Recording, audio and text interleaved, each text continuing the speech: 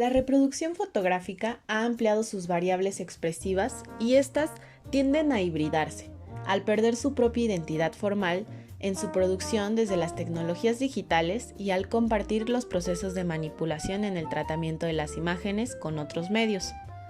Desde el inicio histórico de la fotografía, la imagen ha sido sometida a diferentes tipos de manipulaciones, entre ellas, resaltar las texturas fotográficas, colorear las fotografías e intensificar los contrastes.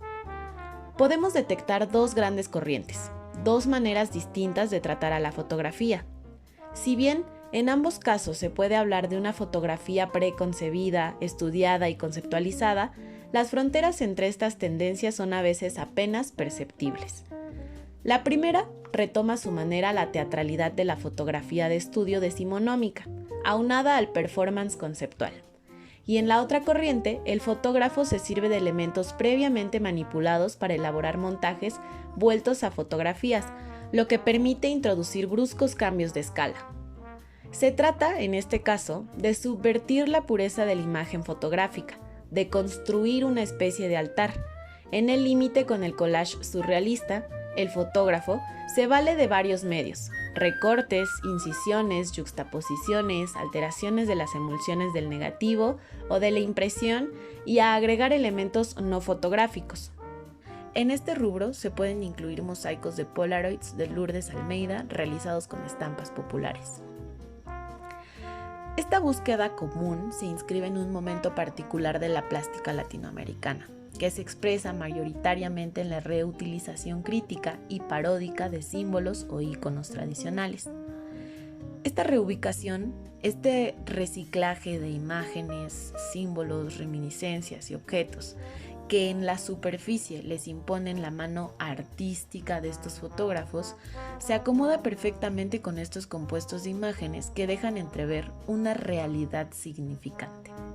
En este punto podemos denominar a la primer corriente como foto construida y esta segunda como foto experimental. Pero esto no evita que haya fotógrafos que compartan rasgos de ambas al hacer sus obras, como las imágenes de Eugenia Vargas Daniels, que es a la vez performance íntimo y a la vez montaje. En la fotografía experimental, la manipulación de la imagen es cercana al collage fotográfico. Se realiza utilizando filtros y herramientas digitales que permiten el retoque fotográfico. Esto se plasma de acuerdo a la intencionalidad del creador y en ocasiones es visible el montaje o el corte entre imágenes o la alteración de tonos. También desde el retoque digital o de la impresión de la fotografía se resalta su textura visual en diferentes tipos de materiales y soportes, lisos o texturizados. Como ejemplos de fotógrafos experimentales tenemos a Man Ray, como se le conoce mundialmente, es una de las razones por quien hoy podemos disfrutar cada vez más de la fotografía en los espacios de arte. Aplicó el dadaísmo y el surrealismo como vanguardias también en la disciplina fotográfica. Leur mouvement s'appelait Dada. Or, nous n'avions jamais entendu parler de Dada jusqu'à présent, et c'était assez extraordinaire de voir que c'était quand même le même esprit de révolte contre la situation de l'époque, qui créait ce courant de violence contraire et avec les moyens dont on disposait, c'est-à-dire l'absurde, le canular, la mise en... Gracias a él, descubrimos que no hace falta una cámara como herramienta para crear fotografías.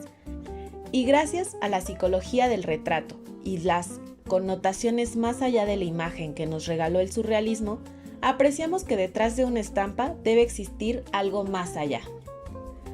Adquirió una cámara fotográfica en un principio para reproducir sus obras plásticas. Con Duchamp y Picabia creó el Dada neoyorquino, realizando obras experimentales que coqueteaban con todo tipo de soportes para la creación de su obra artística. Tras su llegada a París, al ver que su obra no encontraba mercado, empezó a crear sus famosos rayogramas. Estos son creaciones fotográficas que son realizadas sin la intervención de una cámara.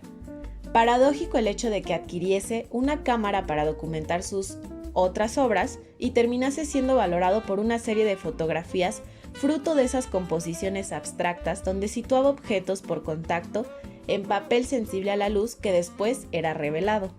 Las mujeres fatales y sus desnudos son recurrentes en su obra. De hecho, gracias a la inspiración de su modelo y amante Kiki Montparnasse, nació una de las obras más emblemáticas, El violín de Ingres, que refleja en una sola imagen todo lo que este creador es para el arte. Porque se respira pintura por esa pose que nos traslada inmediatamente al pintor Ingres, tan admirado por Man Ray, pero a su vez nos mete de lleno en ese juego de dobles lecturas, convirtiendo el cuerpo de la mujer en un gran violonchelo por medio de esas Fs añadidas posteriormente en edición. Fue un creador, y como tal, su legado nos hace reflexionar en torno a lo que debemos ver más allá de una imagen. Rayogramas. En 1922, inventa los rayogramas, que es una técnica de obtención de imágenes sin cámara fotográfica. Consiste en colocar objetos o partes del cuerpo humano sobre papel fotosensible y luego lo expone a la luz directa durante unos segundos. Los primeros rayogramas se recogieron en un álbum al que Man Ray llamó Les Champs Délicieux. Me rebelé contra mi cámara fotográfica y la tiré. Tomé cuanto me caía en la mano, la llave de la habitación del hotel, un pañuelo, lápices, una brocha, un pedazo de cuerda, y a partir de esos rayogramas convertí esas cosas en una versión surrealista. Man Ray nos muestra así lo que hay más allá de la realidad, pero no en un plano tan onírico, de sueños, el mundo favorito del surrealismo, sino en un plano más bien fantasmagórico. La solarización es un procedimiento fotográfico por el cual se obtienen imágenes con el tono invertido total o parcialmente. El proceso puede aplicarse a un negativo o a una fotografía. En la solarización no únicamente se invierten los tonos de la imagen, además se crea el impacto Eberhard o impacto de borde, por el cual se crea una línea entre los tonos más contrastados que se suele llamar línea de Macquis. Si la solarización se ha producido en la cinta, esta línea es blanca, en lo que si se ha producido a lo largo del revelado del papel es oscura, casi negra. Hay dos formas de obtener la solarización. Una es con la sobreexposición del negativo y la otra con el efecto Sabatier, que sería una falsa solarización. La sobreexposición o dodging es una exposición excesiva del material fotosensible a la luz. Los negativos, sobreexpuestos por lo general, no representan contraste y detalle de luces, ya sean color o blanco y negro. Las diapositivas sobreexpuestas aparecen con las luces quemadas y son muy transparentes. Los negativos blanco y negro sobreexpuestos dan copias de calidad aceptable sobre un papel duro. Siempre que la imagen no tenga muchos detalles y sea contrastada para los negativos en color, se necesitan exposiciones muy largas y ajustes en los filtros. Efecto Sabatier. Para el efecto Sabatier se hace una inversión tonal parcial de la imagen fotográfica, sobreexponiendo por segunda vez el negativo durante el revelado. Esta segunda exposición invierte las zonas de sombra del negativo de forma parcial, porque estas zonas ya perdieron sensibilidad por la acción del revelador. La imagen resulta de la combinación de tonos positivos y tonos negativos. Gerardo Suter. Gerardo Suter inicia su práctica en el campo de la fotografía en 1976. Define su idiolecto desde la experimentación de técnicas fotográficas, sin limitar la capacidad de este medio a una representación real del tiempo y el espacio. Lo hace manipulando las condiciones de la luz y la estabilidad de los cristales de haluro de plata, o envejeciendo artificialmente negativos y ampliaciones, o explorando en el detalle de la imagen para lograr una sensible variedad plástica y visual del objeto que fotografía. El artista amplía el sentido de su intención visual. El hecho de mudarse de plataforma y empezar a trabajar con lo digital le abrió el camino a la experimentación. Empezó a vincular distintos componentes donde el último precisamente involucra la parte espacial. En el proceso creativo de la fotografía experimental, Suter ha creado las variables que determinan la expresividad de las tomas que realiza con dispositivos digitales. DF, penúltima región.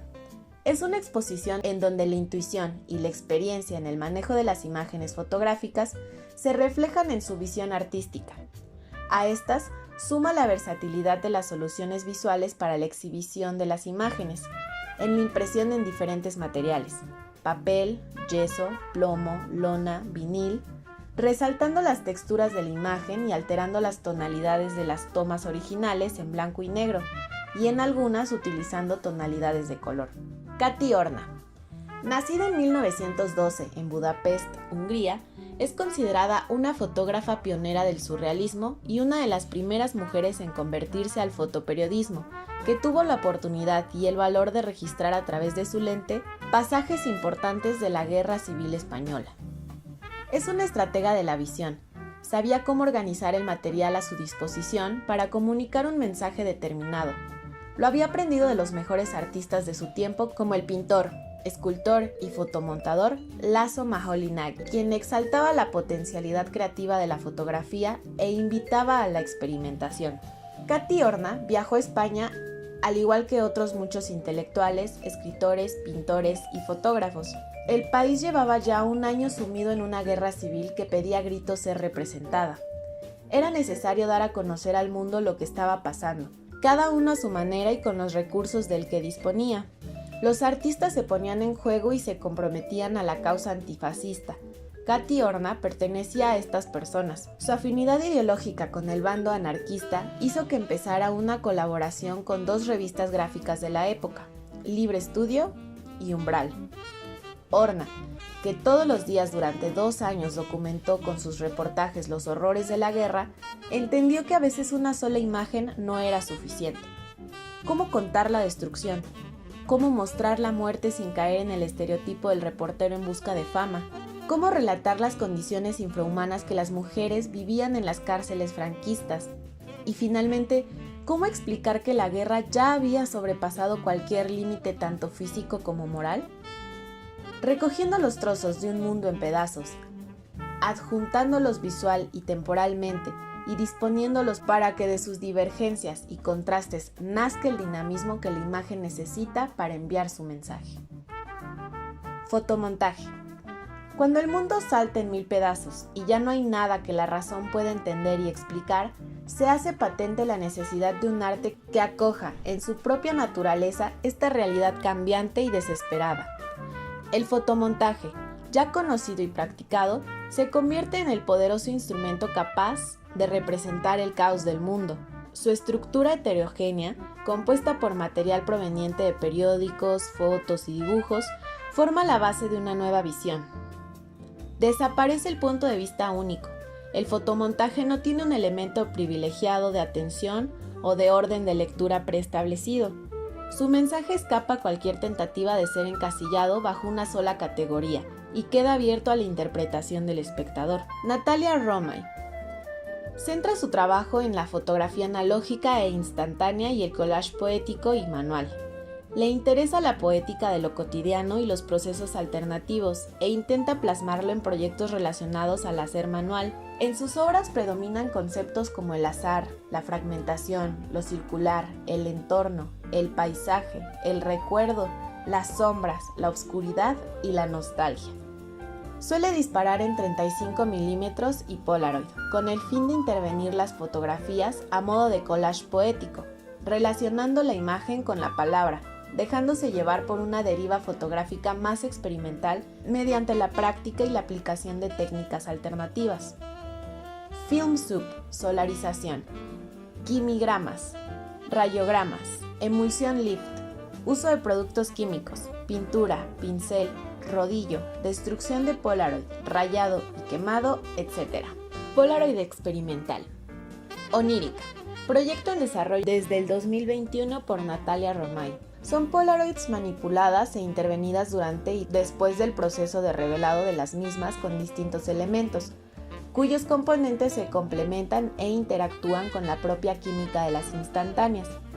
La fotógrafa Natalia Romay, además de continuar experimentando con el agua y el levantamiento de la emulsión, el emulsion lift, comenzó a explorar diferentes técnicas para llegar a unos resultados completamente distintos a los que venía trabajando a través de sus Polaroids.